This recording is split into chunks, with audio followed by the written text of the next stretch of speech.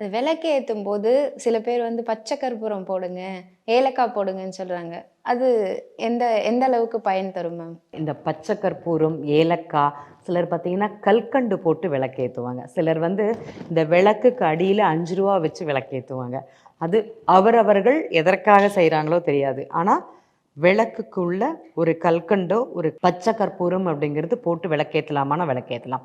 அதோட நறுமணம் அப்படிங்கிறது வீடு மொத்தமும் நல்லா வியாபிச்சு இருக்கும் அப்படிங்கிறது சொல்லலாம்.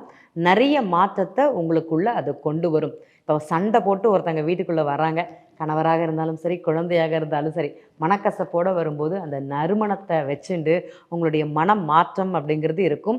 அந்த கோபம் அப்படிங்கிறது தணிந்து வீட்டில் ஒரு சந்தோஷ நிகழ்வை, அந்த அமைதியான ஒரு தன்மையை கொண்டு வரும். நிறைய பேர் பார்த்தீங்கன்னா மெடிடேஷன் பண்ணுவாங்க, ஸ்லோகம் சொல்லுவாங்க, மனம் வந்து அவங்களுக்கு அலைபாயும். இந்த விளக்கு, இந்த விளக்கின் மூலமாக வெளிப்படக்கூடிய அந்த நறுமணம் அப்படிங்கிறது இவர்களுக்குள்ள ஒரு அமைதியையும் ஒரு சாந்தத்தையும் ஒரு வந்து தனி ஒரு தெய்வத்தோடு லயிச்சிருக்கக்கூடிய ஒரு தன்மை கண்டிப்பாக கொண்டு வரும் அப்படிங்கிறது சொல்லலாம்.